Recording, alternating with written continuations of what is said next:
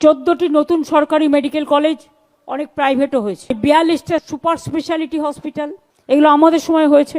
13,500টির বেশি সুস্বাস্থ্য কেন্দ্র, আরো প্রায় 12,000 মনে হয় প্রসেসে আছে।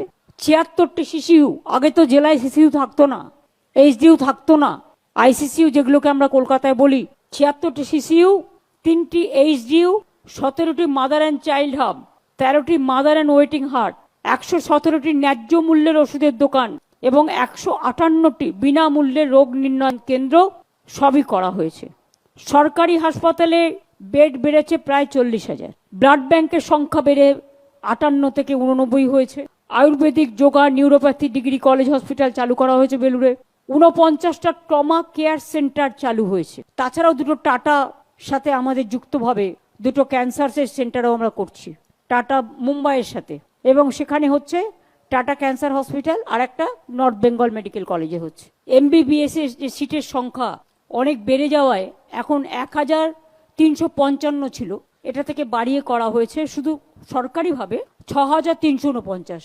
ছোট আকারে মুর্শিদাবাদ, বর্ধমান ও সাগর দত্ত মেডিকেল কলেজেও অ্যাডভান্স লিনাক মেশিন সহ ক্যান্সার চিকিৎসার জন্য সেন্টার খুব শীঘ্রই চালু হয়ে যাবে।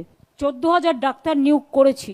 নার্সিং ট্রেনিং ইনস্টিটিউটের সংখ্যা 57 থেকে বেড়ে হয়েছে 451।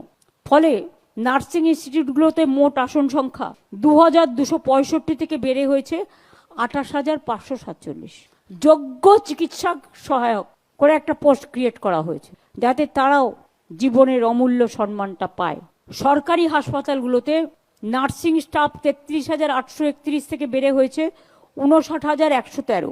প্যারামেডিক্যাল স্টাফ 3,488 থেকে বেড়ে হয়েছে 8,330, আরো লাগবে।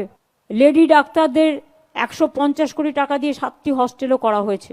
রাত্রির সাথী প্রকল্পে 130 কোটি টাকাও খরচ করা হয়েছে।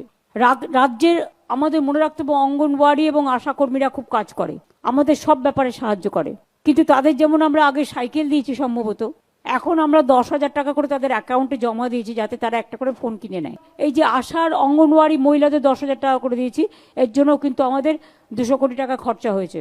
সর্বস্তরে post graduate training, interns, house স্টাফদের স্টাইপেন্ডও মাসে 10,000 টাকা করে বাড়ানো হয়েছে। সিনিয়র রেসিডেন্টদের স্যালারি 15,000 থেকে 25,000 বাড়িয়েছি। হয়তো তাদের কাছে এটা কিছুই নয়, বাট আস্তে আস্তে হবে, একদিনে তো সব হয় না। পোস্ট গ্রাজুয়েট সিনিয়র রেসিডেন্টদের স্যালারি 70,000 থেকে বেড়ে হয়েছে 85,000 টাকা। পোস্ট ডক্টরেট সিনিয়র রেসিডেন্টদের স্যালারি 75,000 থেকে বেড়েছে 1 লক্ষ টাকা হয়েছে।